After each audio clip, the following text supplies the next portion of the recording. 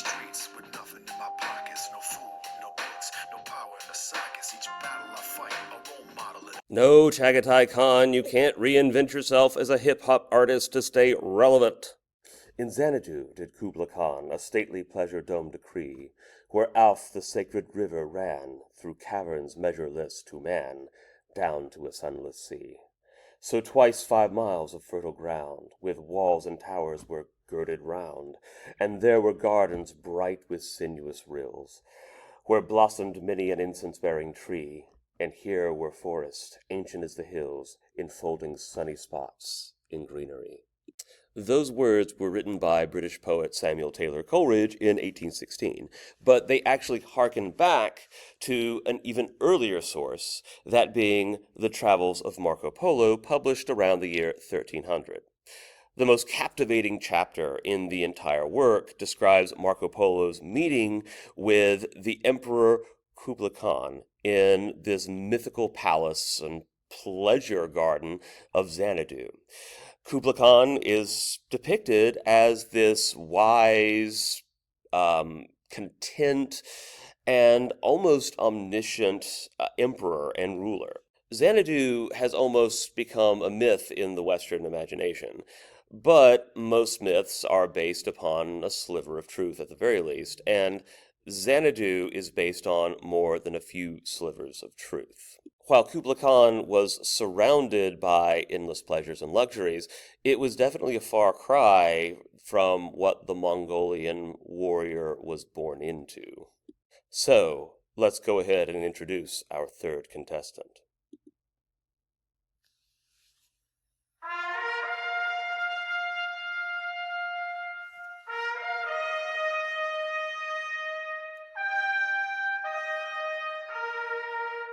It's the Kublai Khan Show. My thesis is going to be that Kublai Khan was a mediocre to maybe even below average Mongol ruler, but he happens to be one of, if not the most important Chinese ruler to have ever lived. This is all the more ironic when you consider the fact that Kublai Khan is not himself Chinese, and really, if we're being honest, he didn't really seem to like Chinese people that much, even though he loved Chinese culture. But yet he remains a great Chinese ruler, and the reason is very obvious. The last time China had been unified was during the Tang Dynasty. For 3 to almost 400 years, China had looked basically like this. It had been divided in, admittedly strong, but still divided kingdoms. Kublai Khan is the man who saves China. In many ways, Kublai Khan is almost like the Mongolian equivalent of Alexander the Great. Here you have an extremely macho culture, and Kublai Khan was expected to conform into that culture. But it's also hard to conform into that culture when you have an extremely powerful mind that appreciates the art, culture, and traditions of other societies, like Alexander did. Kublai Khan is afflicted by this same curse or blessing, depending upon how you look at it. And in the case of Kublai Khan himself, I'm sure that he probably thought of it as a blessing and curse at different points in time. Let's talk a little bit about his background, because Kublai Khan is a Mongolian leader who really had no hope or no serious prospects of developing anything like serious power. He was one of 4 children of Genghis Khan's youngest son, Tolui, and a mother by the name of Surkatani Beki. Now, Surkatani Beki is actually a very remarkable woman. Firstly, she was actually Christian. Not Buddhist or not really a practitioner of the Tengri religion of the Mongols. And she really emphasized education and her children being educated. So the 4 children that she gave birth to are Monke, Hulagu, Arikboke, and finally Kublai Khan. Even though Tolui was Genghis Khan's youngest son, and he had 4 sons in total, ironically, all 4 of these children become either Khans or great Khans themselves.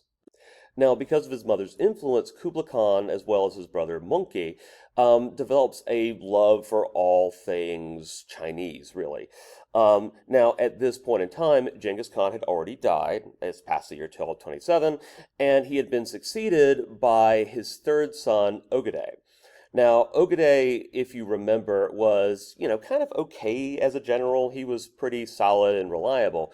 But what Ogedei had the capacity to do is he had the capacity to delegate. That was probably important because Ogedei was such an alcoholic that his generals tried to limit him to 3 cups of wine a day.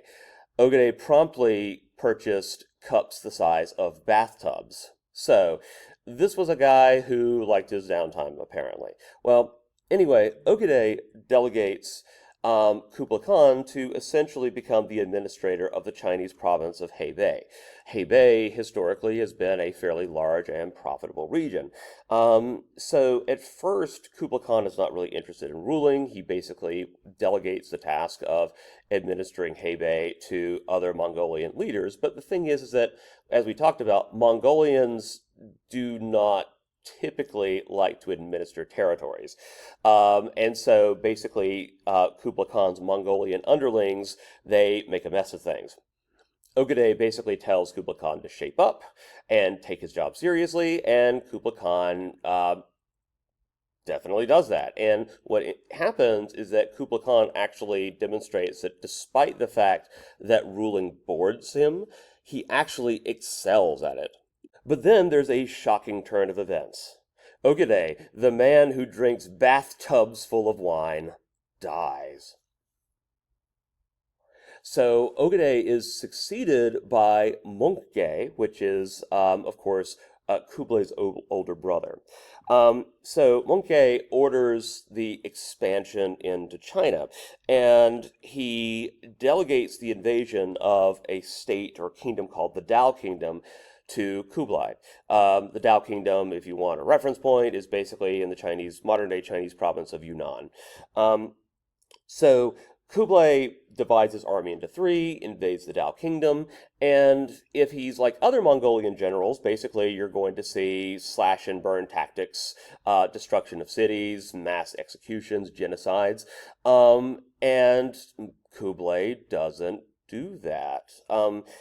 He basically learns everything he knows about warfare from texts like Sun Tzu's The Art of Warfare. He basically learns everything from Chinese military textbooks. He fights like a Chinese general.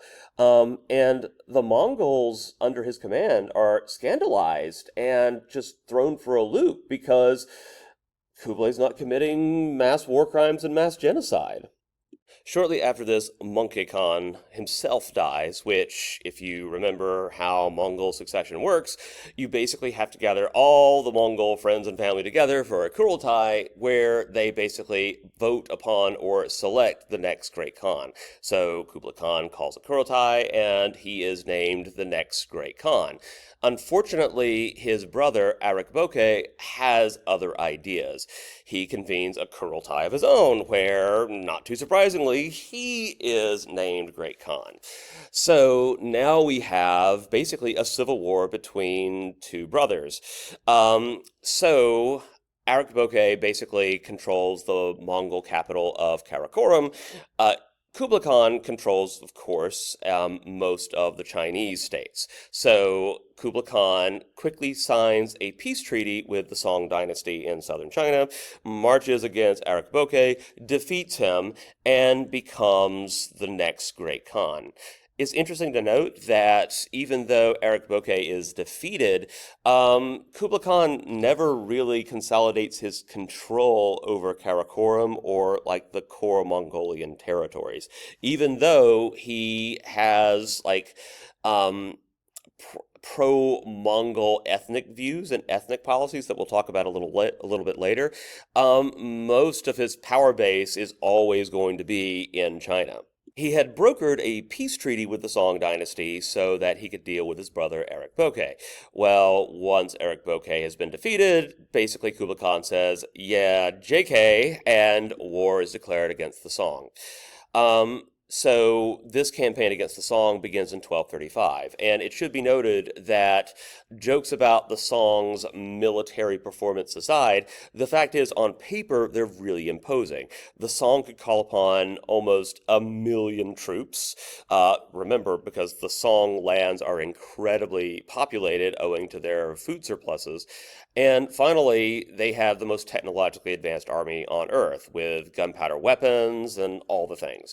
Nonetheless, um, Kublai Khan successfully conquers the Song.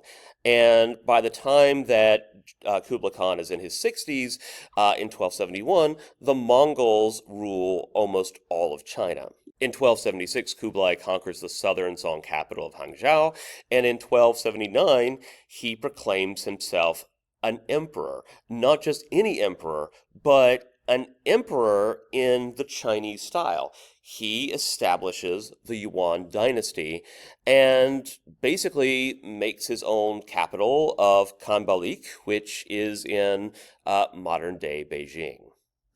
Not to get all birds and the bees on you guys, but children are genetically shaped by their parents. But they're also shaped by their parents because of environmental exposure. Most children internalize bits and pieces of their parents, if not a good chunk of their parents. However, in the case of Kublai Khan, think about how different his parents are. We have a mother who is incredibly sort of progressive for the time period, who believes in education, in Kublai and Monkey adopting bits and pieces of Chinese culture.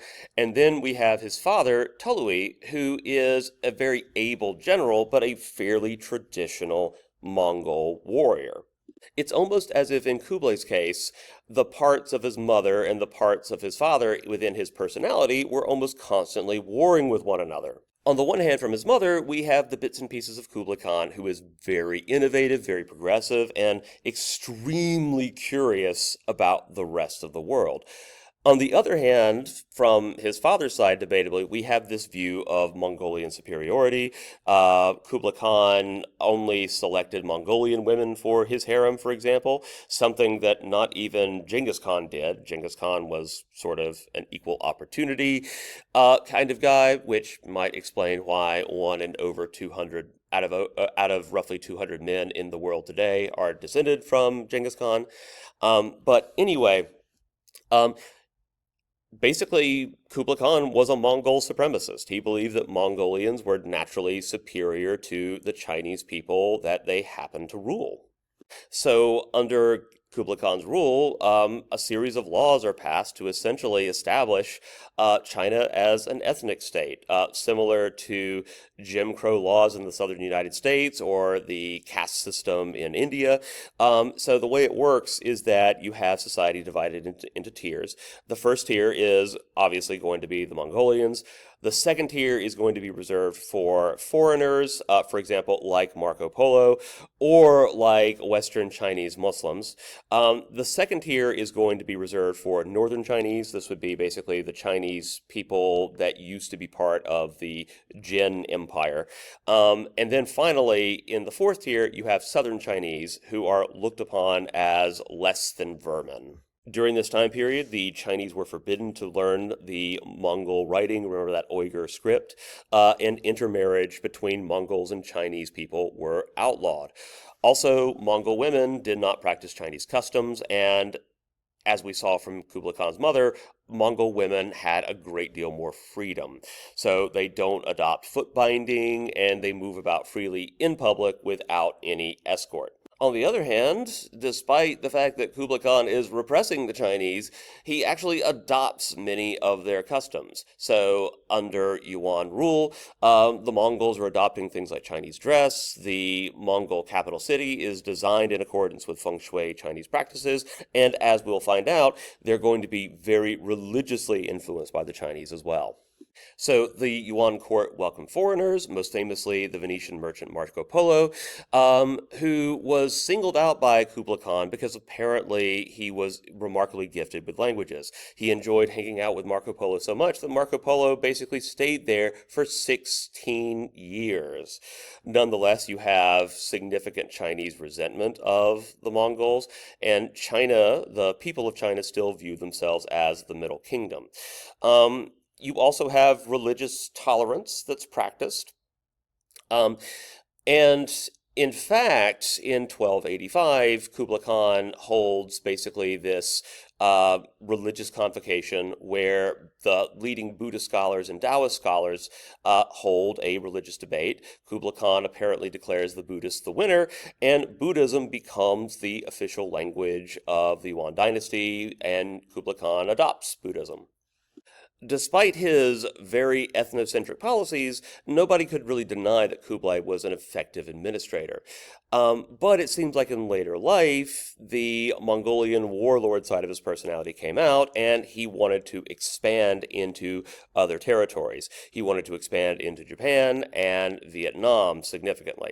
So Kublai Khan attempts to invade Japan twice, and both times his fleet is hit by typhoons.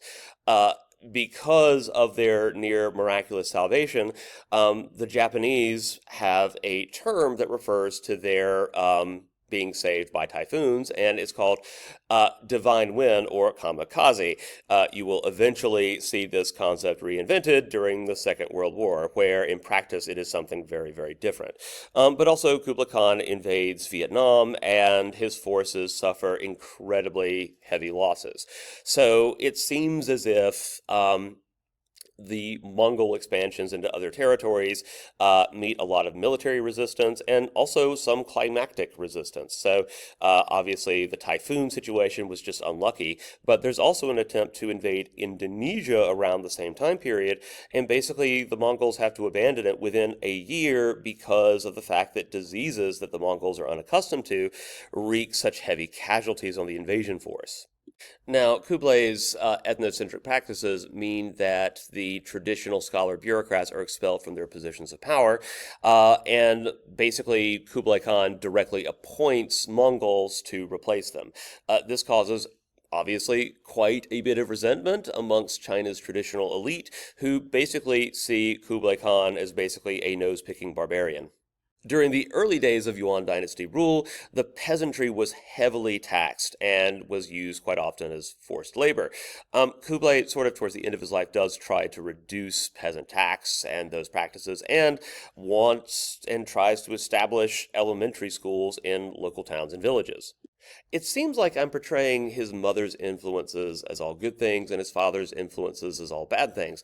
The reality is more complicated, because even though Tolui was a traditional Mongol, there was a lot of traditional Mongol values that actually benefited Yuan dynasty rule.